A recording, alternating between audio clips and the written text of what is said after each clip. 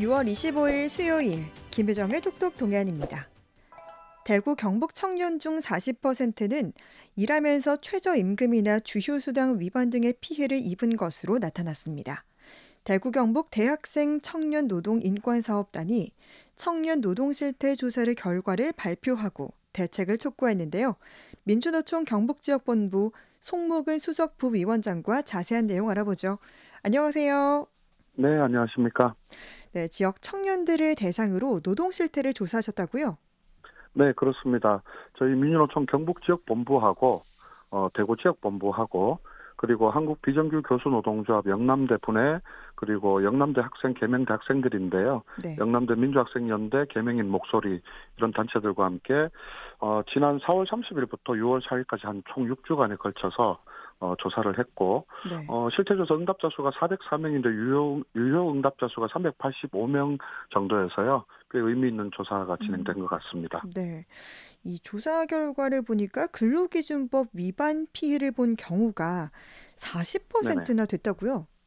네, 정확하게 41%고요. 네. 우리가 흔히 얘기하는 4대 기초노동질서를 포함해서 노동관계법 위반 사례를 경험한 적이 있다라고 대답한 수치가 41%인데 진행하면서 참 가슴이 아팠던 게 사회에 이제 첫 발을 내딛는 어떤 물론 불안정고용 아르바이트이긴 합니다만은 사회를 경험하는 첫 그 경험이 불법을 경험한다는 측면에서 매우 깊은 책임감을 느끼고요.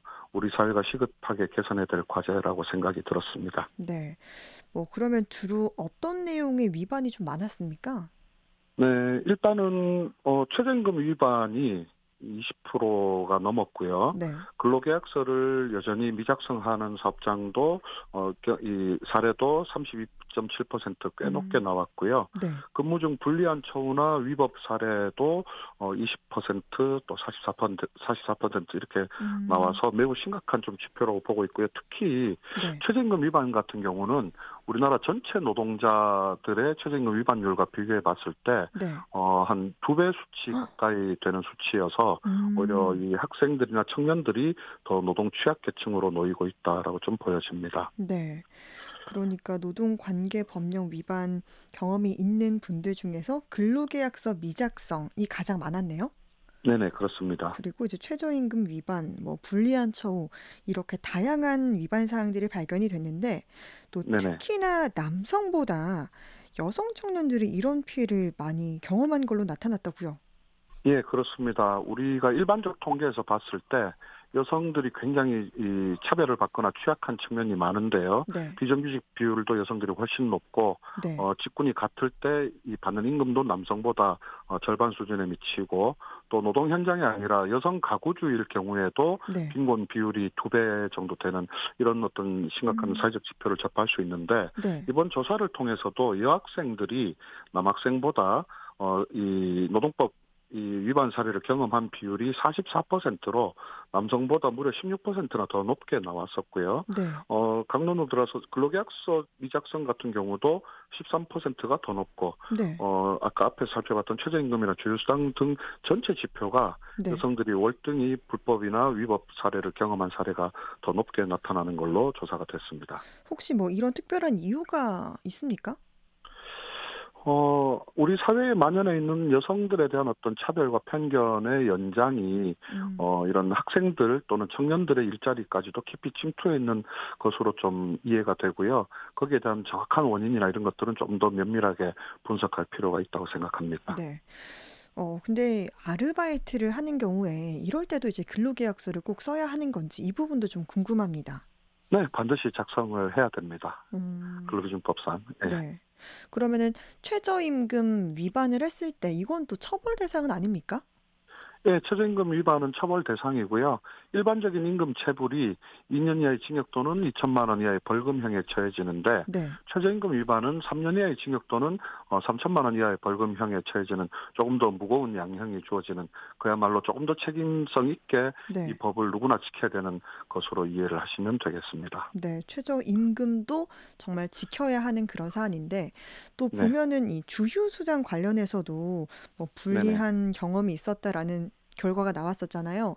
예, 근데 그렇습니다. 네, 이렇게 주휴수당을 안 주기 위해서 뭐 하루 네. 이틀 일을 시키는 경우가 또 많다고 하던데 이 부분은 어떻습니까? 직접적으로 법 위반 사례도 있었습니다만은, 근로기준법이 현재 전체 노동자에게 적용되는 것이 아니라, 네. 5인 미만 사업장 노동자에게는 적용이 되지 않거나, 네. 또 근로시간이 주 단위를 기준으로 봤을 때 15시간 미만인 초단시간 근로자들에게는 음. 또 근로기준법이 적용이 되지 않거든요. 음. 그러다 보니까 이제 시간을 쪼개서, 그러니까 일하는 숫자를 늘리되 일하는 시간을 쪼개서 네. 이 근로기준법 적용을 피해 간다든지 이런 편법적인 과정도 네. 많이 좀 조사가 됐었고요. 네. 특히 저희들이 변호사나 노무사들과 함께 무료 생활 법률 상담 부스도 설치를 해서 운영을 했었는데, 상담 사례 중에 네. 최저임금 위반 때문에 노동부에 신고를 했더니, 그 동일한 이제 이 브랜드의 점주들이 자기 신상을 다 공유해서 음. 다른 곳에 취업도 하기 어렵도록 만들었던 이런 피해 사례도 접하게 돼서요.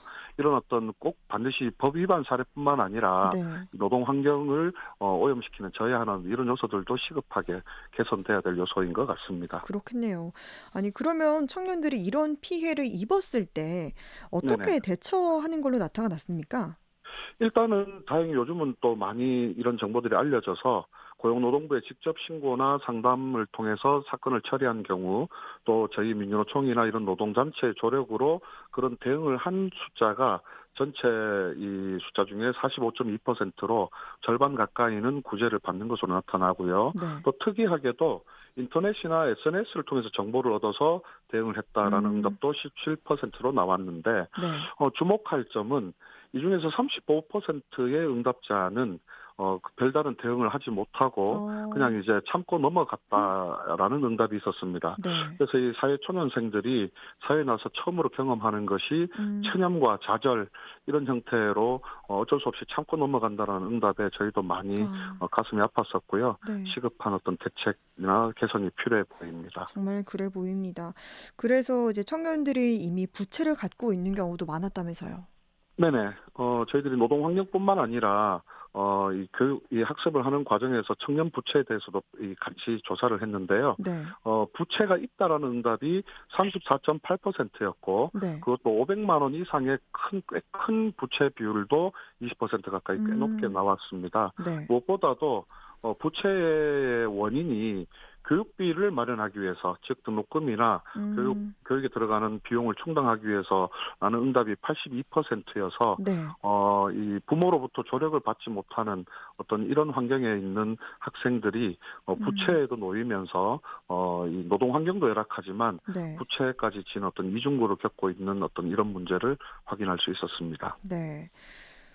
이렇게 이제 또 기본적인 법을 지키는 게 당연하지만 또 청년들을 일시적으로 고용하는 소상공인이나 영세업체의 경우는 또 인건비 부담을 호소하는 경우도 많거든요. 예, 맞습니다. 그런데 저는 조금 다르게 좀 제시하고 싶은 것이요. 네. 작년도 2024년 통계청 경제활동인구조사 결과를 보면요. 이 소상공인이나 영세업체, 그러니까 힘든 자영업자들 중에서 네. 전체 숫자 중에 고용인을 두고 있는 자영업자 수는 20에서 25% 사이 정도밖에 안 됩니다. 음. 다시 말해서 고용인 없이 자영업자지만 자기가 일하고 자기가 그 소득을 가져가는 고용인이 없는 이 소상공인이 75%인데, 네. 그래서 청년들의 일자리가 좋아지거나 최저임금이 오르거나 이런 것들을 우리 사회는 마치 자영업자들과 노동권의 충돌로 이렇게 비추는데, 네. 이것은 고용인을 두고 있는 25%의 음. 소상공인들을 지원하기 위한 제도나 행정을 더 강화해서 보호할 측면이지, 이것을 충돌로 보는 것 자체가 좀 문제가 있다고 생각되고요. 네. 노동권은 노동권대로 보호되되 소상공인들의 어려움은 또 다른 지원의 이 음. 해법 속에서 서로 윈윈할 수 있는 방안을 모색하는 것이 바람직하다고 생각합니다. 네. 또 우리 청년들이 지역에서 노동법 위반 피해를 반복적으로 입게 된다면 또 지역에도 정착하지 못하고 또 이탈하게 되는 요인도 될 것 같은데 이 부분은 어떻게 보십니까? 예, 이 부분에 대해서는 구체적인 통계로 저희가 확인한 바는 없습니다만은, 보편적 담론으로서 지금 인구 감소의 문제라든지 저출생 문제 이런 것들은 모든 지자체의 이 숙제이고, 또 특히 도농 통합 이 형인 경상북도는 더더욱 절실한 문제인데요. 인구 절벽이나 어떤 지방 소멸의 문제를 논하기 전에 아이 놓기 좋은 환경, 그리고 그 아이들이 아주 건강한 어떤 사회 분위기 속에서 성장할 수 있는 배경, 그리고 그들이 이제 경제활동을 시작할 때 아주 좋은 양질의 일자리를 사회적으로 구비하는 것이 인구를 유지하고 또 아이를 낳았을 때 걱정 없이 키울 수 있고 또 성장할 수 있는 어떤 이런 배경에 대해서 이것은 보다 더 근본적인 어떤 지역 운영의 어떤 철학으로서 좀 접근할 과제가 아닌가 좀 그렇게 생각합니다. 네. 그럼 노동당국과 지자체가 좀 더 신경을 써야 할 것 같은데 어떤 대책이 필요하다고 보시는지요? 네, 우선 고용노동부 대구지방고용노동청에서는 저희들이 이 조사 결과를 가지고 정책 협의를 했을 때 아주 구체적으로 대학가 일대의 4대 기초노동질서에 대해서 지도 점검을 하고 근로감독을 실시하겠다라는 약속을 구체적으로 했는데요. 네. 저희들이 잘 이행되는지도 꾸준히 모니터링을 할 것이고요. 특히 좀 지자체에 요구하고 싶은 것들이 있는데 지자체들이 청소년 또는 청년 노동 인권과 관련돼서 하는 활동들이 거의 대부분 이제 청소년들을 대상으로 특히 학교 수업에 노동인권 교육을 들어가는 형태. 그래서 교실에 이제 학생 수만 통계 다 집계를 해서 몇천 명이 이제 이 교육을 뭐 들었다 이런 식으로 좀 일종의 전시행정에 머무르고 있지 않은가라는 좀 비판 의식이 좀 들고요.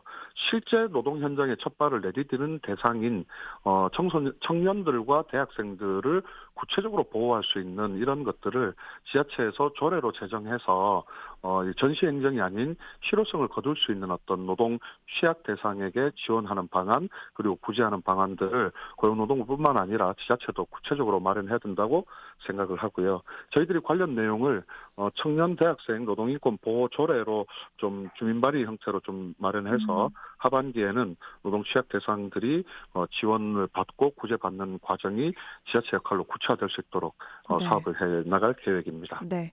이제 마지막으로 더 남기고 싶은 말씀 해주시죠. 네, 앞에서 언급은 안 됐습니다만은 주거 형태로 봤을 때 월세로 이 거주하는 학생들이 노동을 하는 비율이 훨씬 높았고요. 음, 노동법 위반에 처해지는 사례가 더 많았었는데 네. 뭐 모두가 그런 건 아니겠습니다만은 부모의 재력이 아이들의 청년들의 교육 현실로 연결되는 지점이 아닌가 해서 가슴이 아팠고요. 우리가 청년은 국가의 미래라고 하고 교육은 국가의 백년지 대계라고 하는데 이 청년과 학생들이 보람되게 일할 수 있는 이런 환경을 만들기 위해서 좌절과 체념을 먼저 학습하지 않도록 기성세대 모두가 그리고 국가 지자체 노동부가 모두가 발벗고 나서서 빠르게 개선해 나갔으면 좋겠다라는 당부를 좀 말씀드리면서 마무리하겠습니다. 네. 대구 경북 대학생 청년 노동 실태 조사 결과 짚어봤습니다. 민주노총 경북지역본부 송묵은 수석부위원장이었습니다. 고맙습니다. 네, 감사합니다.